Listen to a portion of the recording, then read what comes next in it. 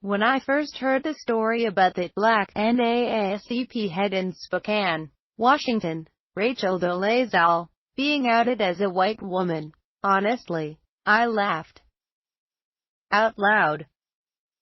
Lol. Because I knew how this story would land in Black America, I tuned into urban radio and perused Black Twitter to get a sampling of the jokes that I knew would be flying. As expected, the jokes were plentiful, ranging from versions of "she actually signed up for this" to "why would you ruin a good credit score?" In truth, the closest that most white folk want to get to the black experience in America is standing at the pool to get that look. But that's as far as they want to go. Okay, possibly some collagen in the lips. But that's as far as they want to go. Okay, perhaps an injection in the behind. But that's as far as they want to go.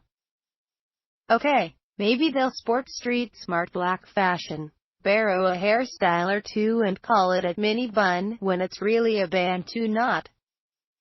But that's as far as they want to go. In other words, I'll take the look, but you can keep the life.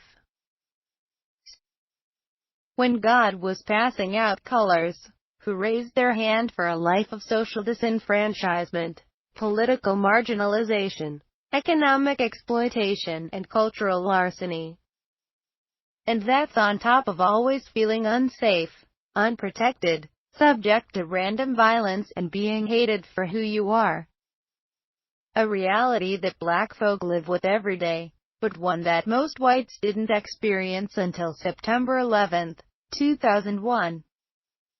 I love being black, and wouldn't want to be anything else, as if I have a choice. But let's be clear, I didn't volunteer for this. So, why would you pass for black? Although she clearly deceived people, let's assume for the moment that Ms. Dolezal's intentions were honorable when she signed on to serve in a local leadership position with the NAACP. In the sense, her passing for black doesn't automatically disqualify her altruistic service on behalf of black, disenfranchised peoples, any more than the black folk who passed for white during the era of slavery and segregation, Jim Crow and Jane Crow, should be all regarded as suspect for the choice they made.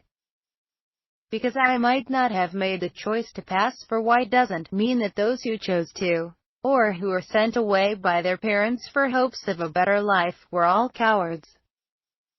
The real question this sordid matter raised for me is simply this: assuming again that her intentions were noble, is there a better way for Ms.